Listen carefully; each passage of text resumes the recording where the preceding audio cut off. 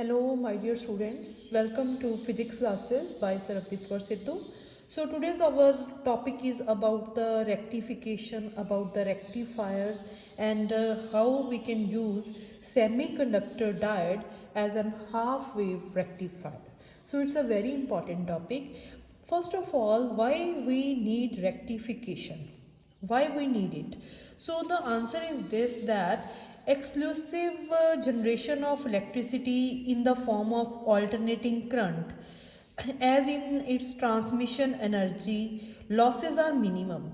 So but available alternating line voltage is unsuitable for the functioning of certain electric and electronic circuits. As for their functioning, a direct power source is required. So some appliances we use a direct power source. So for that we have to convert alternating voltage or alternating current to direct voltage or direct current, and converting this is called rectification. So what is rectification? Rectification, it is a process. Rectification, it is a process by which the alternating voltage or current, alternating voltage or current that is converted into a direct voltage or current Clear? So this is about rectification. Then what is a rectifier? So it's a device, you can say, which converts AC to DC. So rectification, it is an electrical device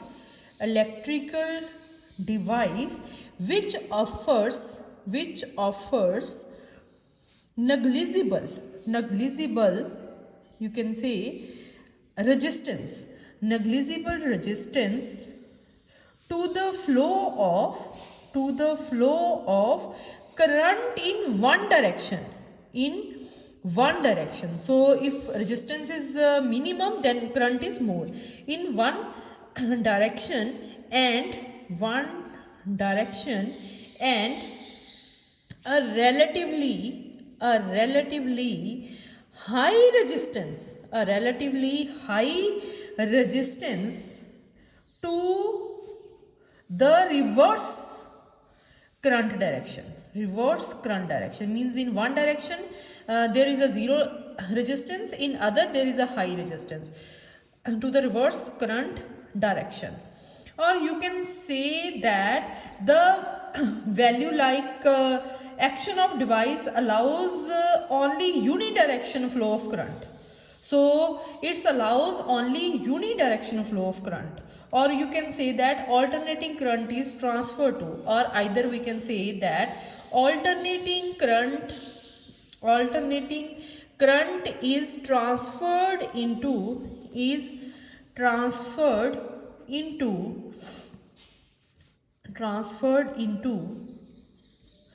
a unidirectional direct current. So what is this? It is an electrical device which offers negligible resistance to the flow of current in one direction, and a relatively high resistance to the reverse current direction. Or you can say alternating current that is transferred into a unidirectional direct current. So this is about rectifier. Then is a PN junction diode. So we know about the PN junction diode. So that are a semiconductor device that conducts only when it is forward biased, or you can say in forward biased direction the resistance is very low, and does not conduct when it is reverse biased. So you can say it conducts when forward bias, when it is forward bias. Clear? We know the proper working of p-n junction diode. So according to that, it conducts only when it is forward bias, or you can say when it is forward bias, very low resistance, and does not conduct when it is reverse bias, does not conduct when it is reverse bias, reversed biased, and when it is reverse bias, high resistance. So thus it has the value, like it has a behavior that it is suitable to be used as a rectifying device. So it is used as a rectifying device. It is used as a rectifying device, okay, or as a rectifier. So it can be used as a rectifier, okay. So this is about p-n junction diode. So we can use it as a half wave rectifier and also as a full wave rectifier. We can use it as a half wave rectifier, and second we can use it as a full wave rectifier. So in this lecture we will study about half wave rectifier. So what is the principle of half wave rectifier? So now we will study semiconductor diode as a half wave rectifier. In short form we write HWR, half wave rectifier. So what is the principle of half wave rectifier? So you can say that a semiconductor diode conducts only when it is forward bias and does not conduct when it is reverse bias. So this is a principle of this. So what is the principle? A semiconductor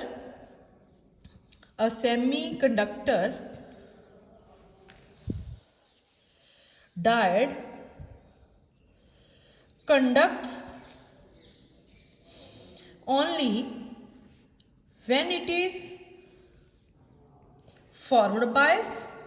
when it is forward biased, and does not conduct when it is reverse bias, okay, reverse biased. So this is about the principle of this. Then about the circuit diagram. So this is a circuit diagram. What it shows that alternating supply is fed to the primary coil. This is the primary coil, this is the secondary coil. You can also write like this: P1 and P2, the two parts of this P1 and P2, S1 and S2, you can also write, okay. So it is a primary coil. The alternating voltage, this is a symbol of alternating voltage. So alternating voltage is fed to the primary of the transformer, and step down output voltage from its secondary, that is S1, S2, is applied across the semiconductor diode. This is a semiconductor diode. This is P, this is N.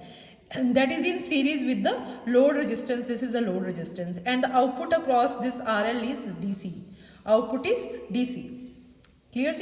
So what is the next? What about the working of this? So working of this is that when we apply alternating voltage periodically, that alters the polarity of the ends S1 and S2, that is of the secondary coil.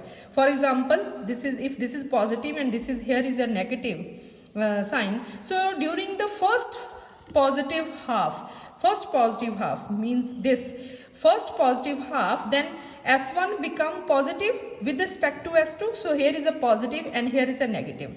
So this positive goes to this diode, and this diode positive, clear, and negative is to this side. So this becomes positive and this become negative. So due to this diode is now forward biased. So when this diode is forward biased, then it conducts through the resistance, hence conducts through the resistance RL. So output voltage across RL is obtained. So during positive half cycle. And now, so this is the output. If this is the input, then this is the output.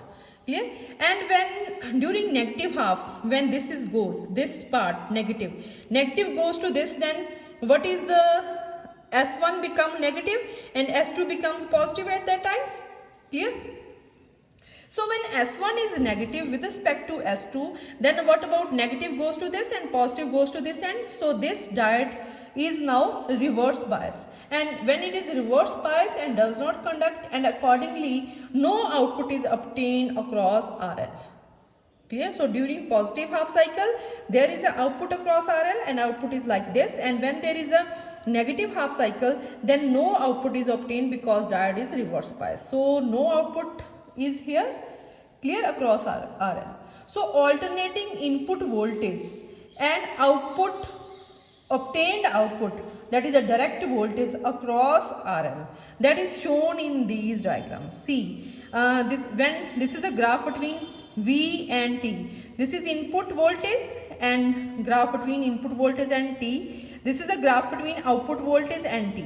When there is this positive half, there is a output at here. When there is a negative, no output. When again positive, there is output. When negative, no output. When positive, there is output. When negative, no output. So this process goes continuously. So we obtain, this is a alternating input voltage and this is output direct voltage. So we obtain a curve like this at the output. So we are giving input alternating voltage and we are obtaining the direct voltage across the this RL. So this is about the working of this half wave semi-conductor diode as a half wave rectifier. Clear? Then there is a mathematical analysis of this, mathematical analysis of half wave rectifier.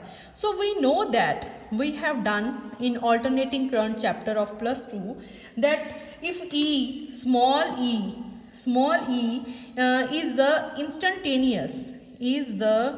instantaneous voltage value of alternating voltage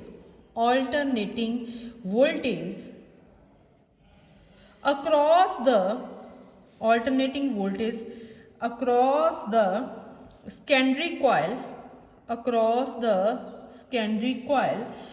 that is S1 S2 and E naught is the peak value of voltage, then we know that E is equal to E naught sine of omega t. Clear? Where omega is the angular frequency of the alternating voltage, angular frequency omega is the angular frequency of alternating voltage, and small r, this small r is the resistance of you can say the diode, forward bias diode, because it is conducting only when it is forward bias. Okay, diode. And we have RL is the, RL is the load resistance that we have seen in the diagram. RL is the load resistance, and if small I is the instantaneous value of current through RL, you can say instantaneous value of current through RL. Okay ji, through RL. Then and I naught is the same, that is the peak value of current, that is the peak value of the current through RL. Then you can also say that I is equal to I naught sine of omega t. Same way, I is equal to I naught sine of omega t. Clear? So total resistance is RL plus small r. Total resistance is capital R L plus small r. Clear? That is the total resistance in the circuit when diode is the forward bias. So this is the total resistance. Then what about I naught? I naught, the peak value of the current through RL, that is equal to E naught, peak value of voltage, divided by the total current RL plus small r. So this is our I naught. This is our I naught. Clear? And when diode is forward bias, the instantaneous value of current is this, I is equal to I naught sine omega t, and that is between the when time is 0 to t by 2, between 0 to t by 2. Clear? You can say, you can write here when time is between 0 to t by 2 and another intervals of time. Clear? And when it is reverse bias, then current I is equal to 0. Clear ji? And when diode is reverse bias, R is infinity. R is infinity when diode is reverse bias, small r. Then if you want to obtain the average value of varying current through RL, or you can say average value of varying current through RL, or DC value of varying current through RL. DC value of varying current. How can you find? So it is the value.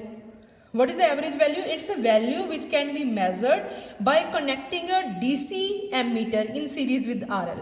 When we connect a DC ammeter in series with RL, then average value of current over a complete cycle, you can say I average or IDC, that is equal to 0 to t whole cycle. We take the limit from 0 to t, I dt, this become total divided by, you want to take average, divided by capital T, then this becomes the average.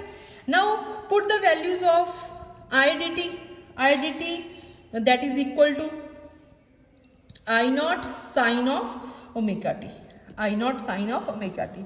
But we have only the value of current between the limits 0 to t, between the time 0 to t by 2, because we have seen in the diagram that this is 0 to t by 2, it is forward bias, it has a value of current, and between t by 2 to t the I is 0. So we will take only 0 to t by 2, between t by 2 to t the value of I dt is 0, from t by 2 to t I dt, that is equal to 0. Clear? Now when you solve this, you know how to solve this, and putting the limits from 0 to t, you can solve it by yourself, and this will become, I will write only the value, then IDC become I naught by pi. We get only I naught by pi, and if we get IDC, we can find out EDC, that is equal to IDC into RL, and IDC is I naught over pi into RL, and value of I naught that I have written earlier, E naught over RL plus small r. So put the value of I naught, you will get the value E naught over RL plus small r into pi into RL. So this is the value E naught RL over RL plus small r into pi. This is the value of EDC. Clear? Then second, you want to find out the RMS. If you want to find out the RMS value, RMS means root, R stands for root mean square. Root mean square value of output current, value of output current through RL. How can you find out this value? So this value IRMS, that is equal to 0 to capital T, root mean square, I square, root mean square. I root mean square means a square, then we have to take mean, then root mean square, root means its value, then 1 by 2. Clear? Or you can say IRMS square, that is equal to 1 over T, 0 to T, I square dt. Same way, I square dt from I square dt from t by 2 to t, that is value is 0, its value is 0. Clear? So we have to obtain only the value, we will obtain the value only between the limits 0 to t by 2 I square dt. Clear? This is I square RMS, and when you solve this, you will get the value of I square RMS, and its value is equal to, approximate equal to I naught by 2. IRMS, when you solve this, you will get, by putting the value I is equal to I naught sine of omega t, you will get this, and from this you can find out the value of ERMS, and ERMS, that is equal to IRMS into RL, and IRMS is I naught by 2 into RL, and I naught is equal to E naught by RL plus small r multiplied by 2 into RL. So this is the value E naught over RL over 2 RL plus RL. This is the value of ERMS. So this we obtain like this, ERMS. So ERMS is, from this we can say ERMS value is greater than EDC. ERMS is greater than EDC. Here is pi, here is 2. So ERMS is always greater than EDC, and IRMS is also greater than IDC. So this is about the RMS value. Then next, if you want to find out the efficiency of half wave rectifier. Efficiency of half wave rectifier. So efficiency is always equal to efficiency, that is symbolically represented by eta, that is always equal to output DC power, because output is DC, output DC power over input AC power. Clear ji? And output DC power, that is equal to I DC square into RL. Clear ji? And input AC power, that is equal to I RMS square into the resistance, output resistance is RL, but input resistance is RL plus small RL.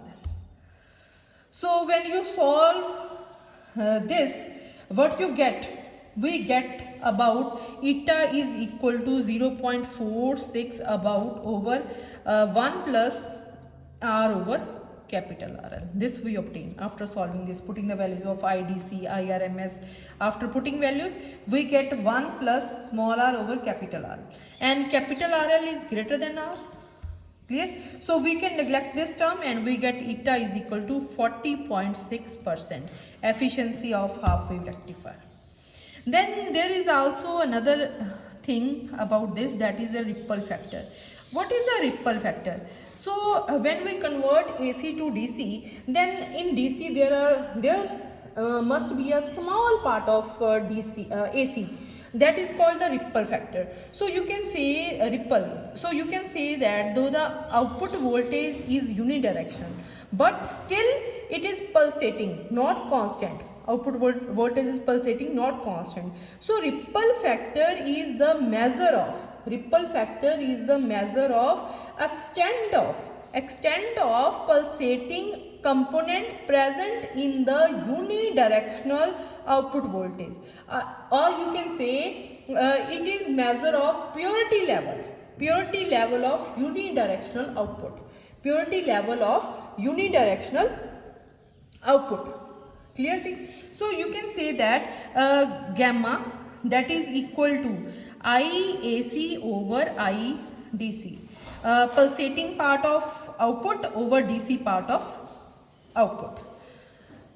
You can say AC part of output over DC part of output. Clear? IAC over IDC. And IRMS is always equal to IDC square over IAC square. Clear? So from this you can find out IAC. IAC is equal to under root of IRMS